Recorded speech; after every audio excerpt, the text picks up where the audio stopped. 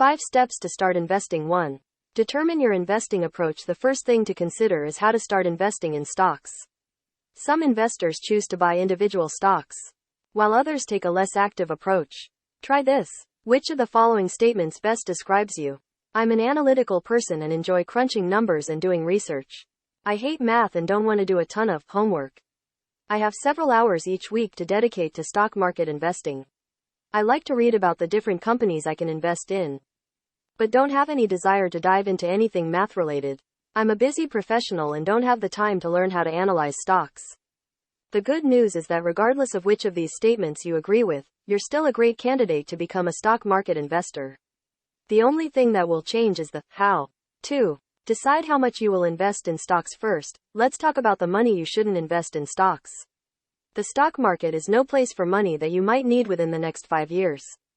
At a minimum, while the stock market will almost certainly rise over the long run, there's simply too much uncertainty in stock prices in the short term. In fact, a drop of 20% in any given year isn't unusual.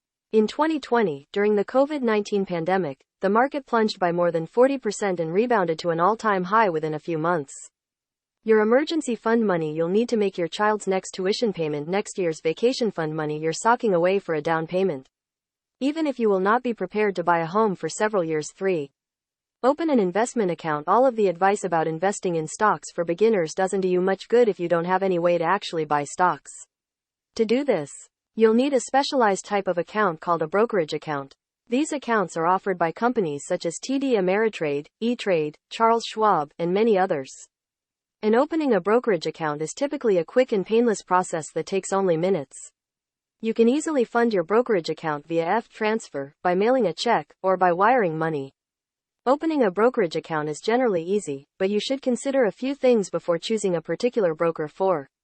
Choose your stocks. Now that we've answered the question of how you buy stock, if you're looking for some great beginner-friendly investment ideas, here are 5 great stocks to help get you started. Of course, in just a few paragraphs we can't go over everything you should consider when selecting and analyzing stocks, but here are the important concepts to master before you get started. Diversify your portfolio. Invest only in businesses you understand.